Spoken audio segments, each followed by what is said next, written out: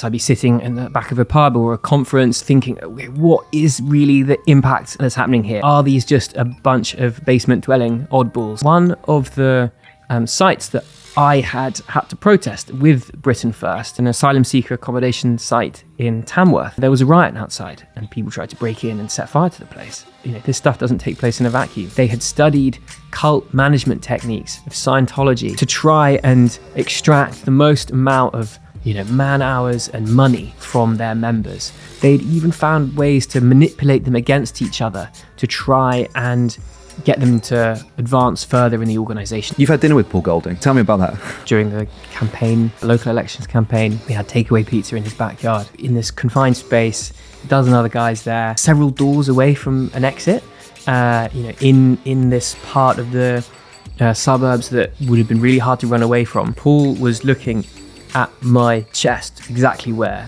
the hidden camera I was wearing was. And he seemed like he was looking there for the longest time, like really kind of drilling in, like just concentrating on there. And I thought, if he stands over and just puts his hand on my chest, then that's it. I'm completely fucked. Harry Shukman, hello. Hi. How are you? Very well. It's good to see you. It's very good to see you too. Full disclosure to anyone listening or watching, I did know you before this book came out. I did know you before your Channel 4 doc. I'm very proud. I think I would call you a friend, Harry. I'm proud to know you too. Fuck you. Right, so you spent a year or so undercover in the British far right, maybe a little bit more. Was it a journalistic endeavour, or did you just get sort of join up, fully paid up, get cold feet and needed to find a cover story so that you could still attend dinner parties? I do still have a Britain First membership card. You're still a paid up member, are you? You're a member for life. Okay, very 20 good. 20 quid and you're in there. You can never leave. Yeah, you can check out. You can never leave. Look, Harry Shukman is an author now. Year of the Rat, Undercover in the British far right. We're going to talk about your book. We're going to talk about the far right. We're going to talk about extremists in Britain. Juicy stuff. Before we start, tell us who you are. My name's Harry. Thank you for the introduction.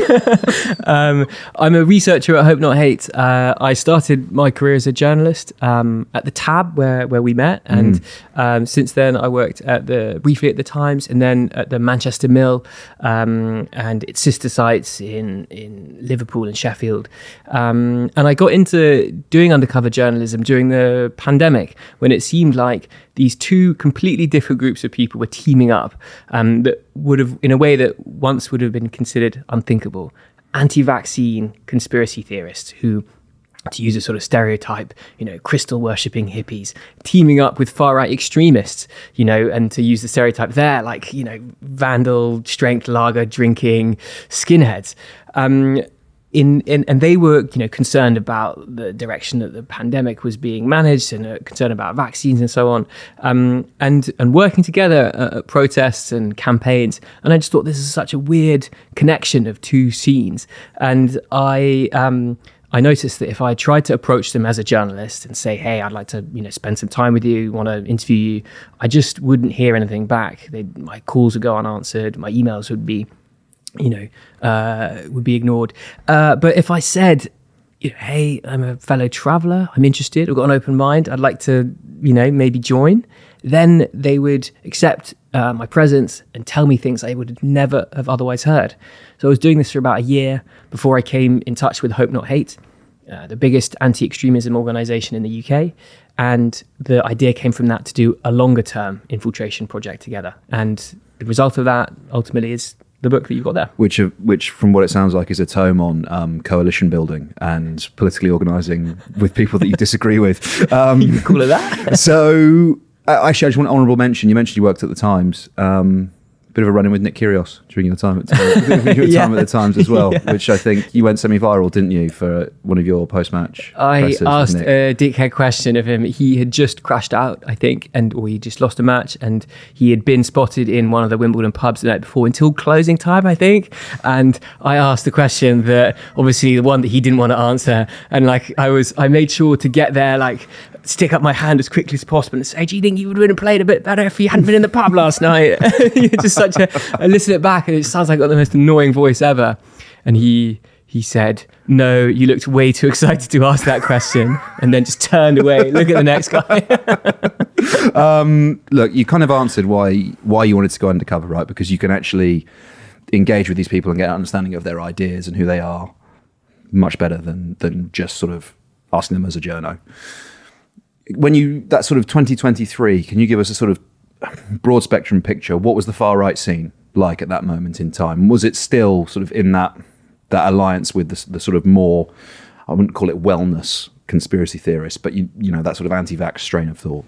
Yeah, I think it was starting to move away a bit from that as, you know, as the lockdowns lifted, as the pandemic sort of receded from people's news feeds and front pages. The idea that the government was trying to murder us all with injections kind of lost its potency a bit, and okay,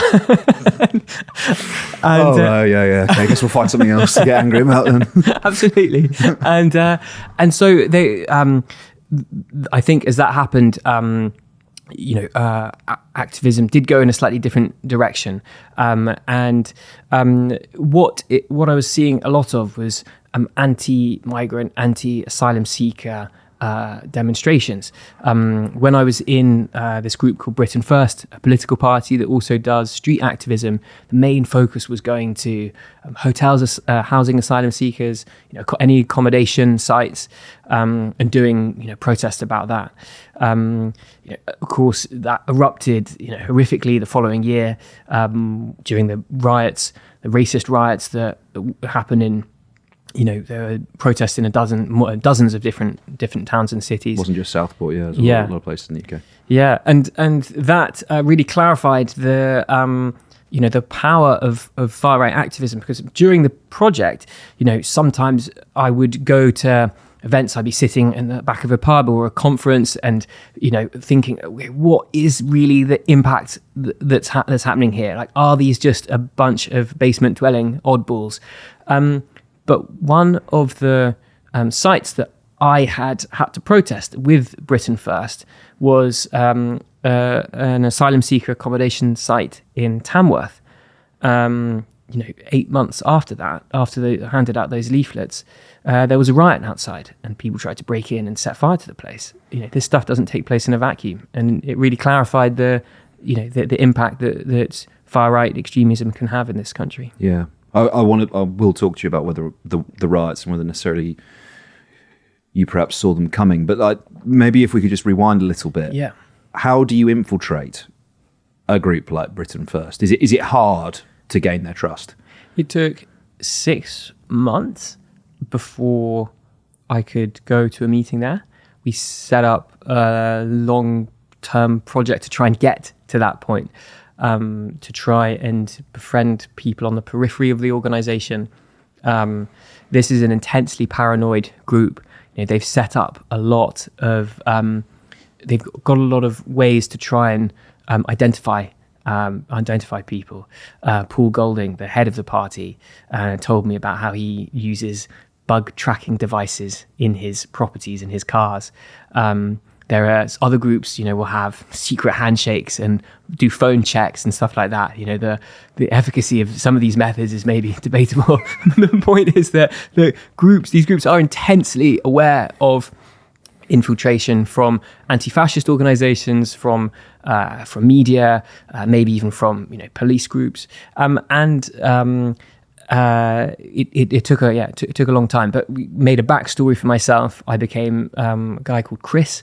I had to come up with answers if anyone said, you know, where are you from? What are your siblings' names? What are your parents' names? What do you do for a living? Did you do A-levels? Did you go to university? Like answers for these that had to come really naturally. Because if someone says, you know, what's your dad called, or what did you study, and if you can't answer, that'll seem a bit odd. Yeah. So I had to practice. You know, I had my partner shout out the name of Chris. So I practiced like turning my head and answering something. Little things like that tried to make being that person a bit more natural. Does lying come naturally to you? I think. We did a lot of practice. I think that if I were to try and get a lie past you now, I think Well, because of my imperious style of questioning, Harry, you would stand no chance. I'm quaking under your Paxman style grilling. No, I think notoriously this is a bit of a softball interview, so I think you will probably be okay.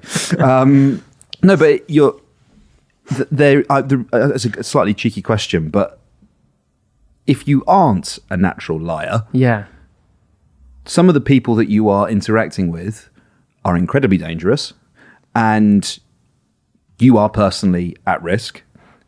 And so if you can't lie well, you are but someone shouting Harry in a bar that you're in with them, turning your head, and all of a sudden you're in trouble. And that must be psychologically for you an incredibly stressful and difficult place to be. Yeah, absolutely. This was all I could think about while in between meetups. Sometimes I'd go in to an event and I'd be able to kind of not think about it too much, but then something like that would happen. Someone would shout the name Harry and I'd freeze, like I'd just been shocked with electricity, and I'd think, oh my God, they found me out. And yeah, this was always on my mind, the thought of what would happen if I made a slip up I couldn't correct. What if someone from my real life happened to spot me, which did actually happen. The last time I went undercover, I was at a pub in central London, and I spotted, I was at a far-right conference's Christmas party, and there on the pavement, just opposite, I saw my brother-in-law, and I couldn't, I'm finding it hard to find the words to describe the shock I felt. I'd legged it down the street saying, I've got to take a call from my boss. And I called him up. I called up my brother-in-law and said, like, I think you were at an event that I'm also at. He was like, oh, I'm at a wedding reception. It happens to be in the same pub. Of all the places they could have it. And I said, just look, if you see me, just ignore me. Don't acknowledge me. I was like babbling at him like I am now. And I hung up the phone and had to jog back. And I think I should have taken like a minute to like get my breath back, because when I rejoined the group I was with, someone looked at me and said, sorry, who are you? I haven't seen you around here before. There's always infiltrators here. I must have been like a bit shifty and uncomfortable looking. Yeah. And, they looked at me strangely all night, kind of whispering behind their hand at, who is this guy here? There were near misses like that all the time that put you in this state of high anxiety. And you're always thinking like, oh my God, what's going to happen? Really fortunately there were these mistakes, but nothing led to anything led to me being exposed. Well, I'm glad it didn't, obviously for you on a personal level, but the body of work you've produced, the result is obviously quite important. Okay, let's go back to Southport and the resulting race riots. I mean, having spent the sort of immediately preceding period embedded within the far right, organised political far right, street far right, and actually sort of say like the intelligentsia, the like theoretical, like high level guys that are sort of running these front organisations as well. Did you see that level of public disorder as something that was possible, even likely? Because admittedly, like most people that are paying attention to politics in the UK, they think politics is Westminster and probably aren't necessarily that well informed when it comes to political extremism. Did you see that type of explosion coming?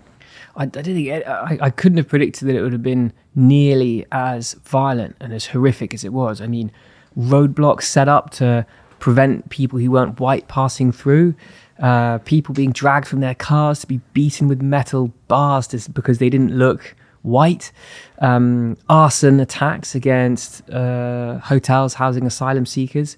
A library got burned down, shops being owned by people considered foreign were torched and trashed. I didn't think it could have. I certainly didn't see it being as bad as that. However, there has been a great deal of agitation against asylum seeker accommodation, anti-migrant activism more broadly. There's been such in the far right at the moment, there's so much focus on the accommodation where migrants and asylum seekers are housed. When I was with Britain First, when it wasn't election season, every week we'd be at one of these sites either a hotel or converted accommodation site, an old army base or something like that. In other groups, there is so much focus on these places that a protest or something a bit more violent, I think, was probably inevitable. But the scale of it, I think, shocked me so much. You mentioned election season there. As we speak right now, we are coming to the conclusion of a set of local elections. What does political campaigning for Britain First look like? So I joined for the local election campaign a couple of years ago, drafted in as kind of extra help. This was how I was able to join the group. And the first thing I was told is, okay, you got to be polite. You show up, you've got your stack of leaflets, Britain First on them. And one of the first things the local candidate said, we were in a suburb of London called Hockley out in Essex. And he said, stand a few places back from the front door so you can leg it if they get mad. In case they realise what it is you're advocating for. Yeah. And the party is explicitly ethno-nationalist. They want to create a whites-only society. Yep. They believe in the Great Replacement. They think that sinister elites are orchestrating the immigration of Asians and Africans into Europe to subvert the white population and extinguish it or make it easier to control. On these leaflets, you wouldn't have guessed any of that. Yeah. You'd say, okay, this is a party that's promising to deliver on broken conservative promises. And the question that they said to ask is, you knock on the door, and I thought, this is agony. But they were standing behind me to check that I was doing this. Say, what do you think about illegal immigration? I'm from Britain First. We're standing on the local elections. Do you think it's right that £7 million a day is being spent on asylum seeker accommodation? And there's a debate to be had about use of resources and how the long-term viability of using hotels as asylum seekers sites. That maybe is a discussion to be had, but the people to do it are probably not the members of Britain First who, behind that really kind of polite exterior, were talking about how the Holocaust was fake, on the battle bus, swapping anti-Semitic jokes, talking about splashing, driving their cars and splashing puddles against black people, jeering anti-Asian slurs out the window. A thoroughly nasty, vile party that wants you to believe that it's much less extreme than it is. I was gonna make a sort of like glib joke about a political party says it's going to do one thing and then does something completely different, but I feel like that's probably slightly cheap to compare our regular Westminster lot with Britain First, not least because of some of the company they keep and the people they run around with. There's a character, shall we say, called Nightmare. Could you tell us who Nightmare is? When I joined, Nightmare, whose real name is Andy Frayne, was the party's head of security. He was an important figure in the party. He would be there during activism days to sort of check that no one was going to come and interfere. He would even be invited to the election night counts. He was put up and front and center of kind of party material. And Andy Frayne, or Nightmare, is a former football hooligan. He was in the Chelsea Headhunters. He is also a member of Combat 18, the neo-Nazi terrorist group. You can watch footage of him on YouTube laying into rivals at Glasgow Central train station. He's been in prison a number of times. He slashed up a rival with a Stanley knife. He once stabbed a police officer in the neck.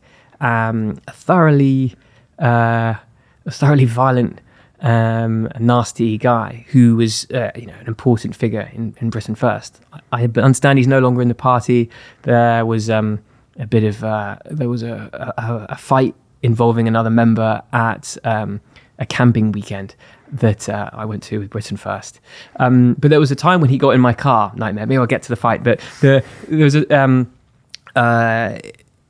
time when I gave him a lift to a local pub. And some context about Nightmare is that he was filmed in an undercover documentary for the BBC in the noughties by this undercover journalist called Donald McIntyre. And you can find this footage online. And that in this famous footage, he gets into McIntyre's car and he talks about this attack on a police officer, really violent, really grisly.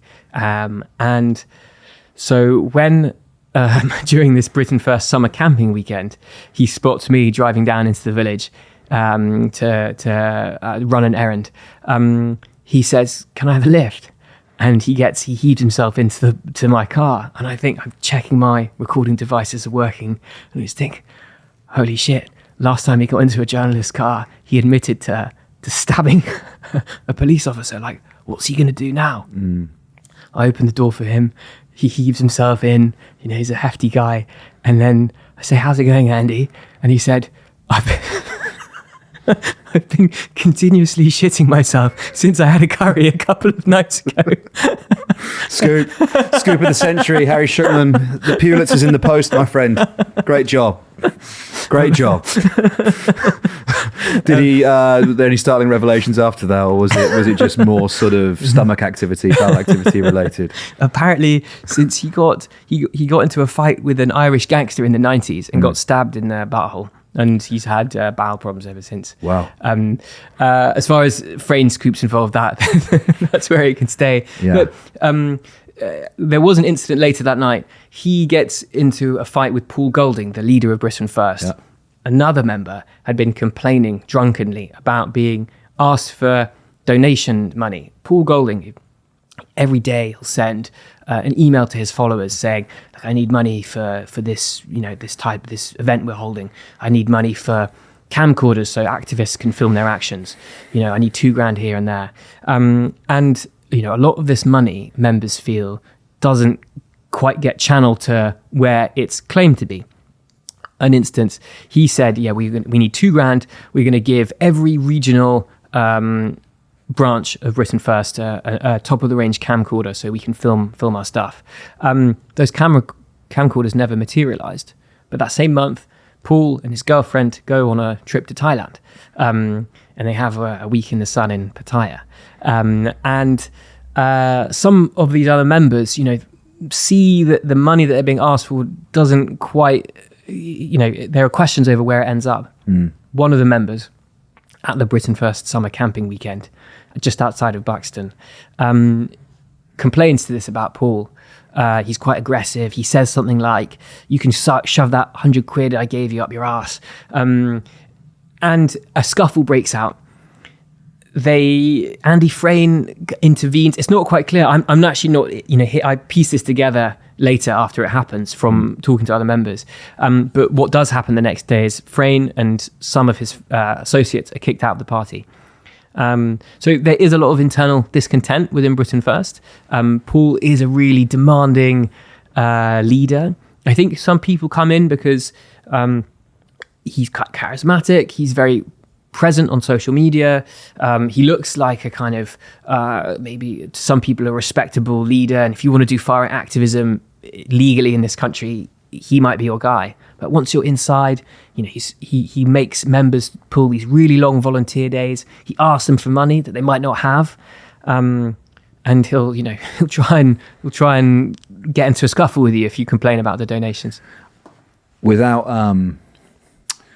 necessarily speaking about anybody specifically, I think there are recurrent themes across far-right personalities, influencers, organizations, and that can be from the kind of theoretical great replacement theory, and that is a kind of unifying idea. It can quite literally be grifting, right? And fleecing your followers for money, whether that's offering online self-help courses or trying to do crowdfunding for certain bits of equipment. And again, I'm not specifically talking about Paul Golding when I say this, but certain individuals within far-right movements will sometimes just outright embezzle funds from the organizations that they are working for. You've had dinner with Paul Golding. I think. Tell me about that. There were a couple of occasions. There was one. The scariest one was probably in his. He has a property in southeast London, and this was during the campaign, local elections campaign.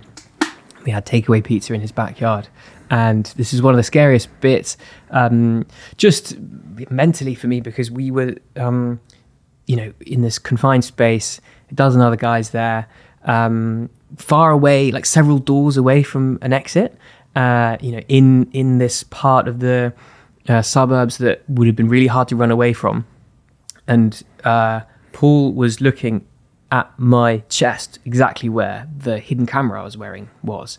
And he seemed like he was looking there for the longest time, like really kind of drilling in, like just concentrating on there. And I thought, if he stands over and just puts his hand on my chest, then that's it. I'm completely fucked.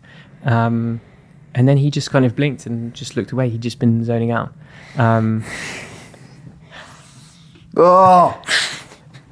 May. How did you do it? Do you know what I mean? Like, I was thinking then, I've never stared at anyone's chest, Harry. Not once. Doesn't matter what gender they are. I've never stared at anyone's chest. And you're saying that he's staring at yours. I'm thinking, right, so he's made you. Yeah. You're rumbled. What happens next? I was thinking, there's this really you think you're going to get battered, presumably. Yeah. He talks about how he does MMA and he's a trained cage fighter. And the first time I met him, he actually did take a swing at me. He was reenacting like a street fight. He didn't make contact, but he sent his fist at me and just to kind of, I think, use me as a dummy. I think it was like a kind of, dominating, bullying. I don't know. What kind of man is he? A bully? I found, the first time I met him, that's what he did. And, it was domineering. We weirdly were able to, I had to like bottle that up because as the person I was pretending to be was just like a guy who can show up and just be normal and get on with things and offer to help and, walk the furthest, hand out the most leaflets, just fit in. So I couldn't complain. You won a top activist award, didn't you? I did, yeah. This is my highlight, my racist Oscar. No man has done more to advance the ideas of the far right over the last year or so than you, Harry Shukman. So I tell you what, mea culpa, perhaps.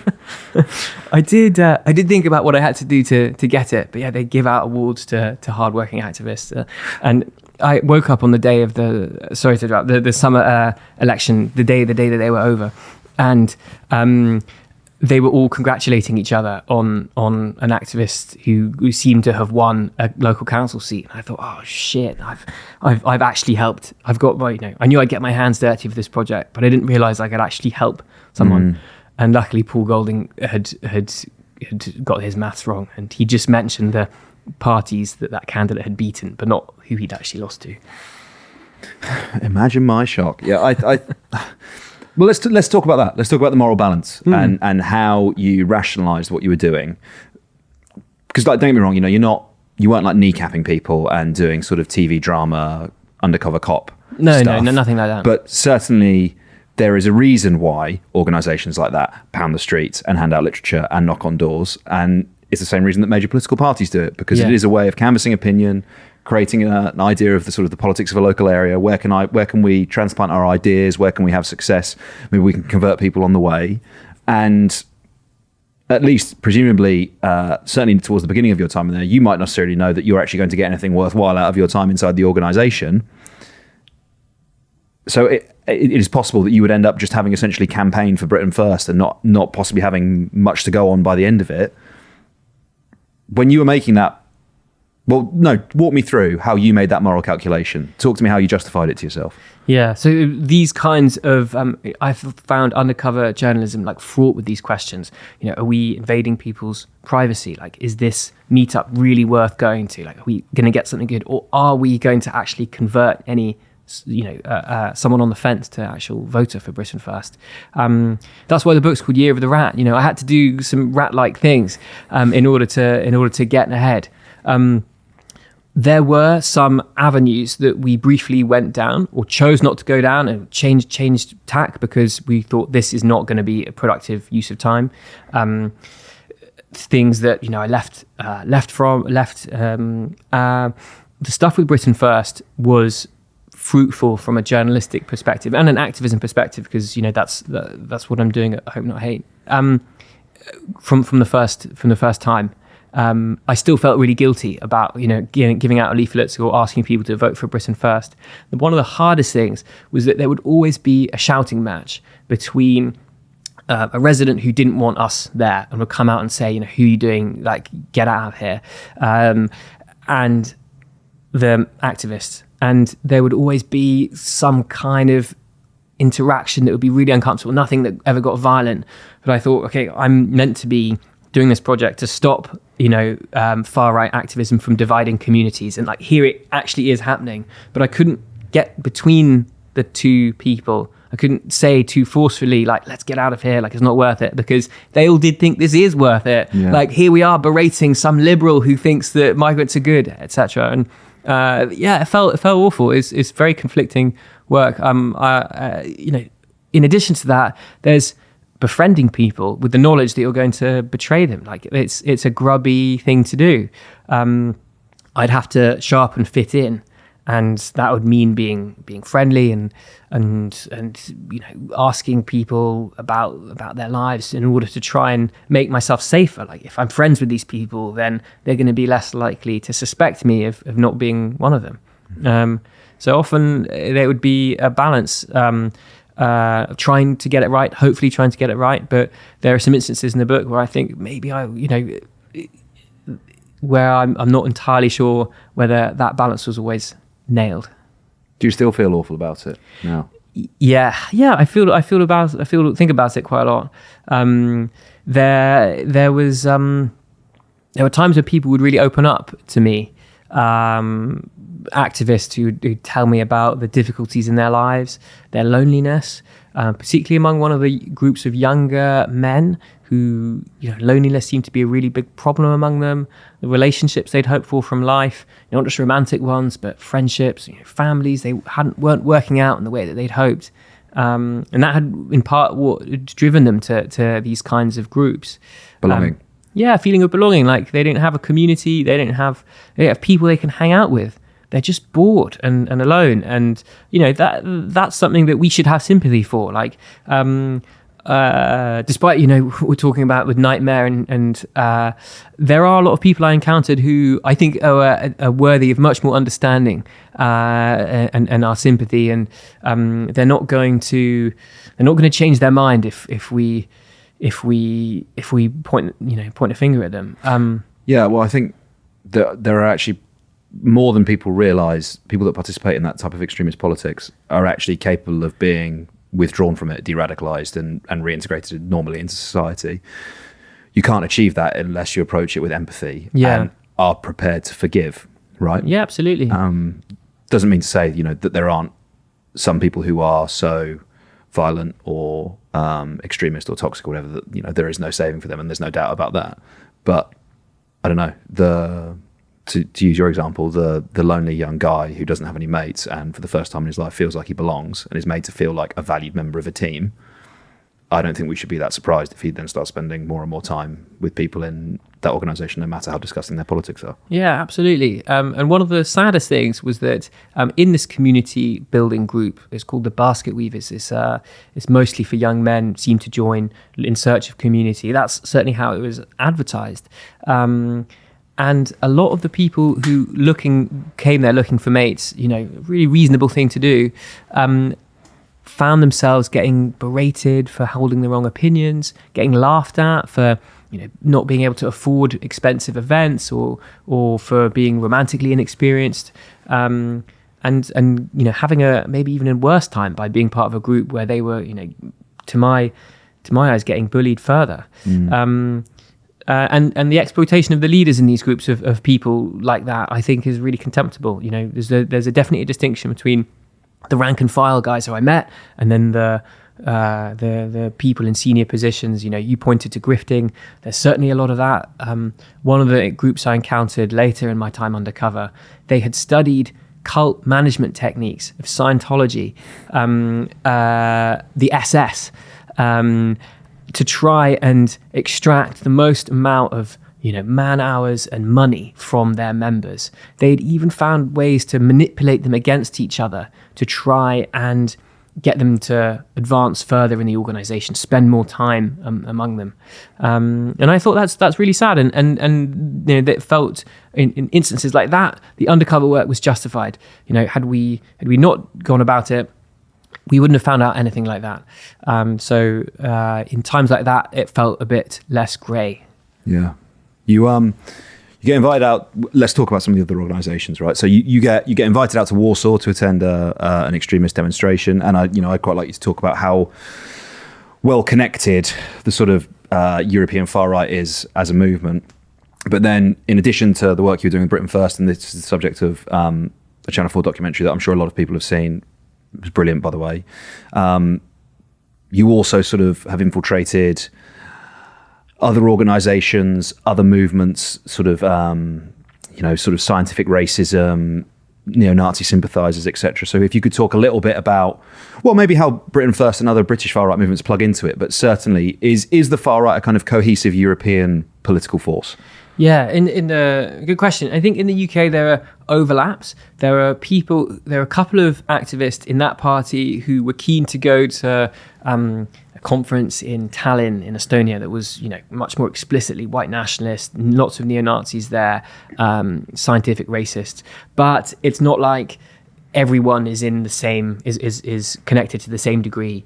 There might be overlaps. We're back at coalition building. Coalition building. Had to get the Venn diagram to be one circle. Well, we are all racist, so at least we can agree on that. Yeah.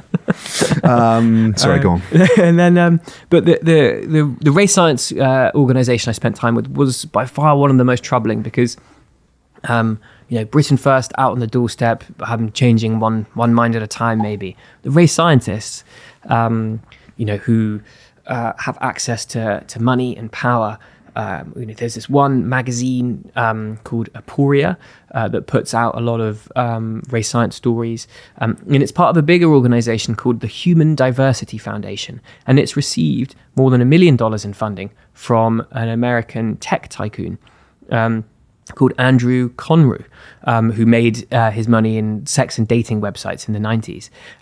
He pulled his money as a result of our investigation, which is an interesting moment. But there's clearly a lot of mainstream support from powerful, wealthy people that's going into organizations that want to tell you that there are differences between races, sexes, even socio-economic classes for genetic reasons. To say that there are white people smarter than black people for reasons of genes rather than environment, for nature rather than nurture. Because they think if you can get people to accept that, if you can get policymakers to accept that, you can segregate society. You can have white students learning separately from black students. So this isn't just basement crankery. It's not just stuff going on some obscure forum with no impact. It's actually trying to target some of the most important people in the world. And you can argue about its success, but Elon Musk, richest man in the world, he posts stuff about race science on his X account. We have evidence of Aporia articles being reposted by MPs, policymakers.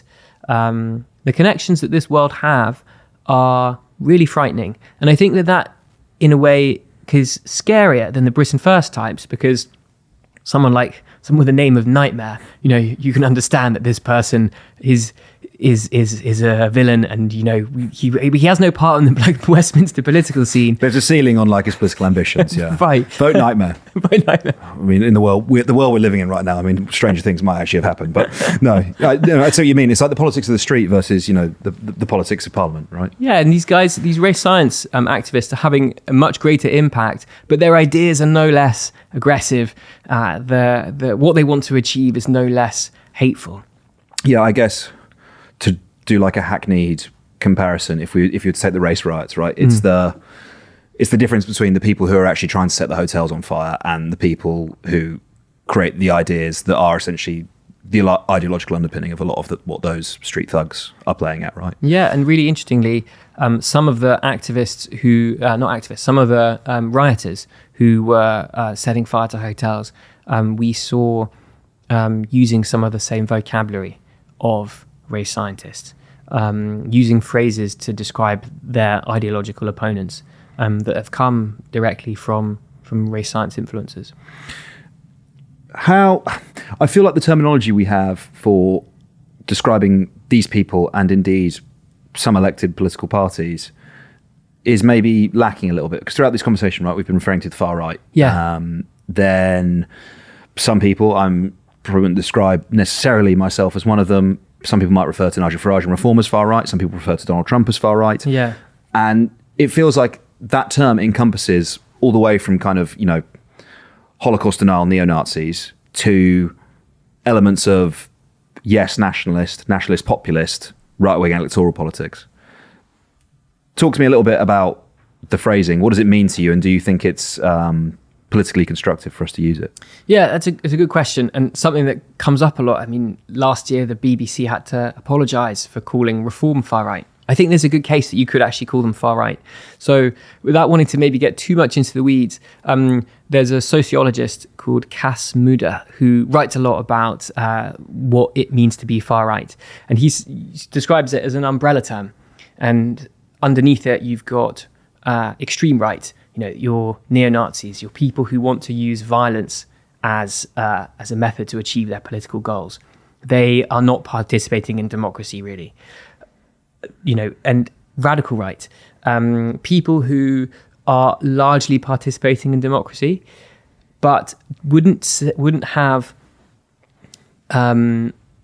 take a universal approach for human rights for everyone in society. Say some sexual orientations or faiths, some demographics, some nationalities or cultures wouldn't have the same.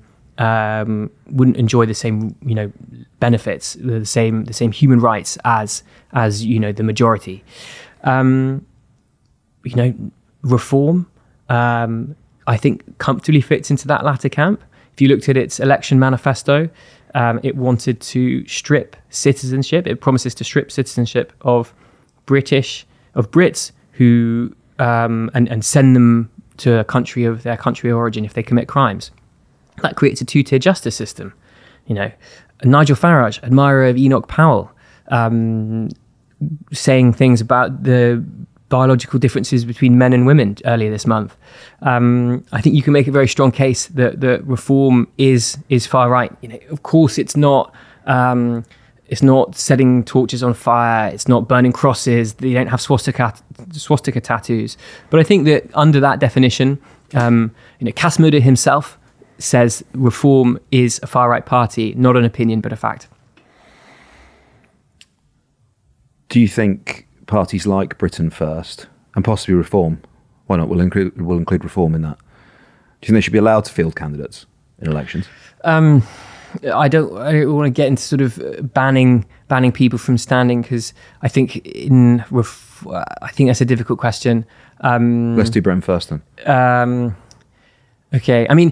So just to talk about people's, the reasons maybe why people might support Reform. Of course, not everyone who's going to vote for Britain First or vote for Reform is nearly as extreme. They might have legitimate reasons for voting for a protest party. Like, clearly things in this country, I think, are probably not where the majority of people want them to be, with cost of living. I think that there are probably lots of voters who are picking Reform or even Britain First because they see them as a way to solve the very real legitimate problems in their lives. When you start talking about banning candidates, I certainly wouldn't want to be the one to make that decision. I don't think that. I think that if people can be as best informed as they can be about what these parties really stand for, the media could do a good job of reporting, what these parties' policies are and who their candidates are. Then I think it's up to voters to decide. I'd hesitate about banning a party outright. Classical liberal at heart. You know me. Would you do it again? I don't think I can. No. Well, look, I'm sure if they accept you back, I think you might be onto the mother load if anyone's dim enough to. No, I mean, clearly, with hindsight, the emotional toll that it took on you, no doubt putting things on pause in your personal life, being scared a lot of the time, the stress. I don't mean to minimize the good work that you've done as a result of it, but I'm saying, knowing full well what it would involve, what it would entail, and someone came to you and said, would you like to do this? This is what it's going to entail. Would you do it again? Once was enough, I think. Harry Shukman, author, Year of the Rat, great tome, great journalist, and a braver man than me. Thank you so much. Thank you, Ollie. Really appreciate it, mate. Good to see you. Thank you. You too.